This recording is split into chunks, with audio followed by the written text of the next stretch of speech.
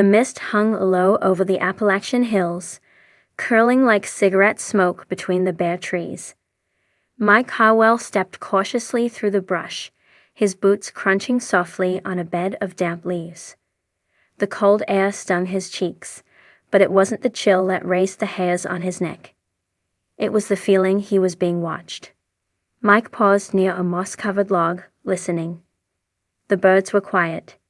Even the wind had stilled. He reached into the folds of his hunting jacket and pulled out a small revolver, the same one he carried since his first solo run of Shine at 21. His daddy had told him to never go into the woods unarmed, not just because of bears, but because of people. And right now, Mike knew there was a man out there, not a bear. Shoulder never gone into business with Wade, he muttered under his breath. 2 months earlier, Mike had made a deal with Wade Connors, an up-and-coming bootlegger with slick charm and deep pocket suede, promised new copper stills, expanded territory, and protection from rival crews and law enforcement. It sounded good on paper. Too good now. Here Mike was, being hunted by the very crew that was supposed to protect him. He moved quickly, heading toward his hidden still nestled in a ravine. The spot was remote, shielded by a natural rock formation and a tangle of rhododendron. As he descended the hill, he thought about the night things turned south. It was 2 weeks ago. Wade had asked Mike to increase production by 50%. For the Atlanta buyers, Wade had said, all teeth and charm. Big shipment. Big payday. Mike had refused. His stills couldn't handle that volume without drawing attention, and he wasn't about to ruin his setup, or risk jail, over Wade's greed. That night, his tires were slashed. The next morning, his cousin Bo's cabin was ransacked. Wade didn't need to say it out loud. The message was clear, and now someone was out here, making sure the message stuck. As Mike reached the still site, he ducked under a tarp and inspected the copper pot, feeling the warmth of the previous night's batch still clinging to the metal. A few jugs sat in crates, ready to be hauled out. He knelt to check the mash barrel, and that's when he heard it, a soft click. The unmistakable sound of a shotgun being cocked. Don't turn around, a deep voice said. Gravelly, slow, cold. Mike froze. He didn't need to turn to know who it was. Ray Bob Lasky, Wade's enforcer, the henchman. Rumor had it Ray Bob once made a man eat a jar of nails just for shorting him on a Shine payment. He didn't smile, didn't blink much, and he didn't miss. I reckon you know why I'm here, Ray Bob said. Mike slowly raised his hands. I told Wade, I ain't running more Shine for him. I work alone. Ray Bob chuckled, a low, mirthless sound. See, that's the problem. You don't get to say no to Wade. Not after taking his copper. Not after running in his territory. I paid for that copper, Mike said, keeping his voice steady. You paid what Wade let you pay. And now he wants interest. Ray Bob stepped closer. Mike could feel the muzzle of the shotgun pressing against the back of his neck. The cold metal made his skin crawl. Wade says you got 2 choices, Ray Bob continued. Double production, or go for a walk-off Devil's Ledge. Mike's jaw clenched. He could almost see the drop, that 200-foot cliff off Old Pine Ridge, where folks said the mob dumped bodies in the 70s. He'd hiked it once, years ago, and had no desire to revisit. I ain't scared of Wade, Mike said, lying. You should be, Ray Bob replied. But I'll give you a chance. Tonight, midnight. You deliver 20 jugs to Miller's Crossing. No cops. No stalling. Or we torch your whole setup. And maybe Bo's place too. Mike flinched. Leave Bo out of this. He ain't got nothing to do with it. Ray Bob leaned closer. Mike smelled chewing tobacco and sweat. You think this is just about you? Wade wants to make an example. With that, the shotgun lifted from Mike's neck. Footsteps receded through the brush. No rustling, no branches snapping. Just the sound of a man who knew how to vanish. Mike let out a long breath. He sank to the ground, heart pounding. He had until midnight. Back at his cabin, Mike sat at the table, a mason jar of peach shine in one hand, a map in the other. He traced the route to Miller's Crossing with his finger. That bridge had been abandoned since the 60s. Perfect for a backwoods deal. But Mike wasn't planning on showing up. He had another idea. Midnight came fast. Clouds covered the moon as Mike hunkered down in the woods, binoculars trained on Miller's Crossing from a nearby ridge. Sure enough, 2 trucks pulled up, blacked-out Chevys with Georgia plates. One of them was Wade's. Ray Bob stood next to it, shotgun in hand. Mike smiled grimly. He didn't bring any moonshine. What he had brought was Bo, and Bo's friend Lonnie, who happened to be a wildlife officer with a grudge against Wade's crew. Lonnie was down by the creek, hidden with a drone camera, footage to the sheriff's office. Mike hadn't wanted to get the law involved. Not at first.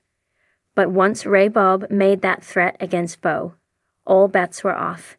He watched through the binoculars as Ray Bob paced, looking agitated. Wade emerged from the driver's side, barking orders.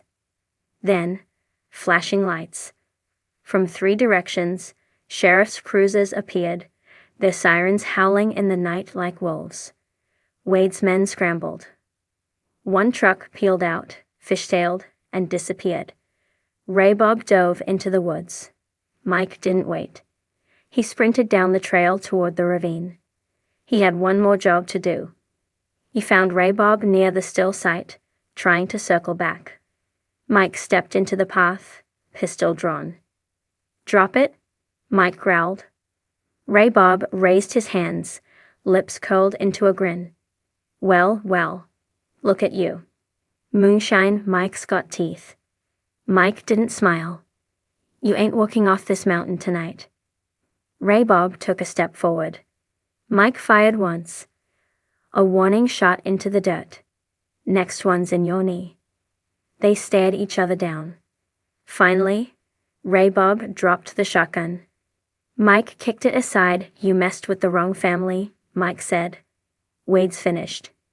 And if I ever see you again. Ray Bob lunged. Fast as a snake. Mike fired again. This time, the bullet caught Ray Bob in the shoulder, spinning him around. He hit the ground hard, groaning. Sirens grew louder in the distance.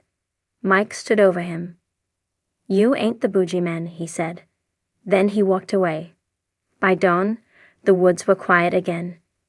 The sheriffs had Wade in custody.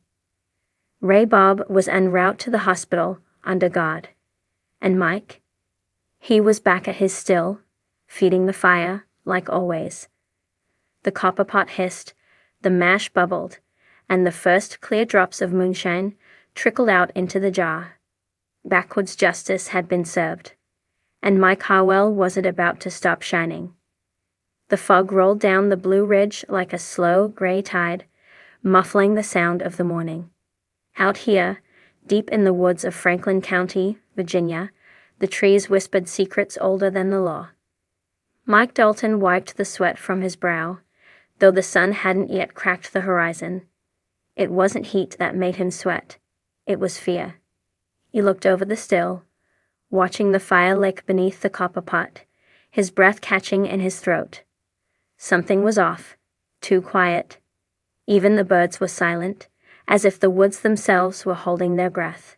He wasn't alone. It had been a long season. Mike and his cousin, Clay, had just finished a fresh batch of white lightning, the kind that could peel the chrome off a trailer hitch and still go down smooth.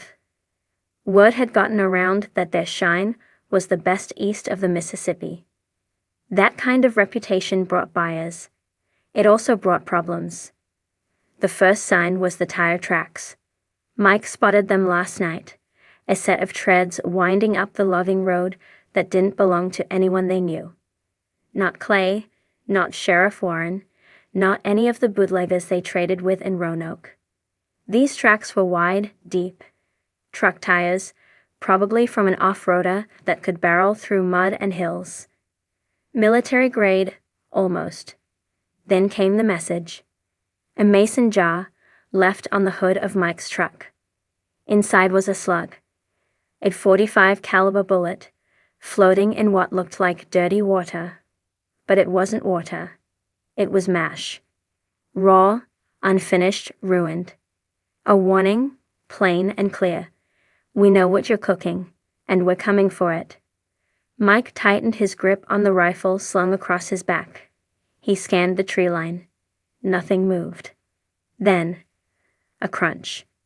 Footsteps, heavy and deliberate, maybe 50 yards out.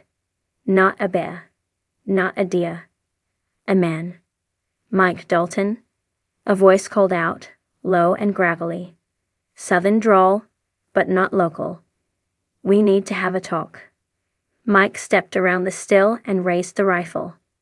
You're already trespassing. One more step, and I'll make you bleed before breakfast. A figure emerged from the shadows.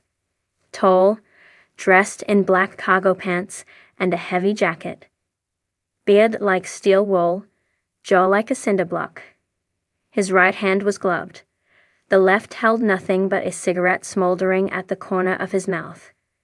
"Me name's Reese," the man said. "I work for a gentleman named Victor Barrow. Maybe you've heard of him." Mike's heart sank. Barrow was a legend, and not the good kind. A coddle-backed moonshine kingpin out of Tennessee who'd been muscling in on independent operations all across the South. Rumor had it he had ties to the Dixie Mafia. You crossed Victor Barrow. You didn't just lose your still. You lost your teeth. Maybe your family. I don't know him, Mike said carefully, though he did. All too well. Don't want to. Well, that's a problem, Reese said, stepping closer. Because Victor knows you. He's tasted your shine. Called it a damn Appalachian miracle. Said he ain't had nothing that smooth since his granddaddy brewed corn out in Murfreesboro. He wants your recipe, your operation, and your loyalty. Mike steadied the rifle. He ain't getting any of the three.